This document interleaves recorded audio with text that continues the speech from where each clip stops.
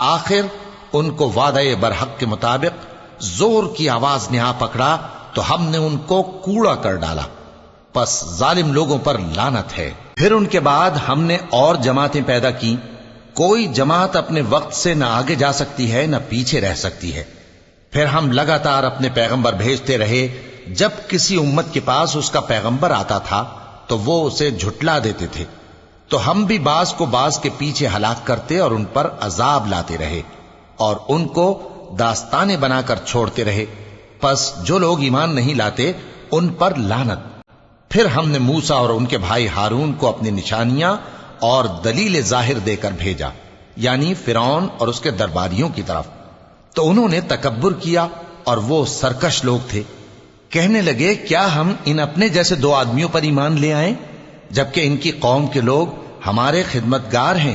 تو ان لوگوں نے ان کی تکذیب کی، سو آخر ہلاک کر دیے گئے۔ اور ہم نے موسیٰ کو کتاب دی تھی تاکہ وہ لوگ ہدایت پائیں، اور ہم نے مریم کے بیٹے عیسیٰ اور ان کی ماں کو ایک نشانی بنایا تھا اور ان کو ایک اونچی جگہ پر جو رہنے کے لائق تھی اور جہاں نتھرا ہوا پانی جاری تھا پناہ دی تھی۔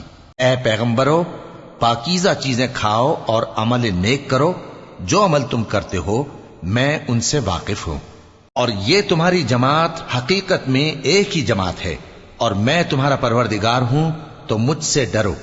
پھر لوگوں نے آپس میں اپنے کام کو متفرق کر کے ٹکڑے ٹکڑے کر دیا، جو چیز جس فرقے کے پاس ہے وہ اسی سے خوش ہو رہا ہے، تو ان کو ایک مدت تک ان کی غفلت میں ہی رہنے دو۔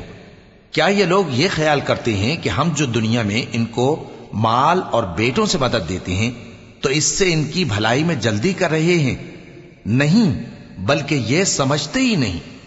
جو لوگ اپنے پروردگار کے خوف کی وجہ سے ڈرتے ہیں اور جو اپنے پروردگار کی آیتوں پر ایمان رکھتے ہیں اور جو اپنے پروردگار کے ساتھ شریک نہیں کرتے اور جو دے سکتے ہیں دیتے ہیں، جبکہ ان کے دل اس بات سے ڈرتے رہتے ہیں کہ ان کو اپنے پروردگار کی طرف لوٹ کر جانا ہے۔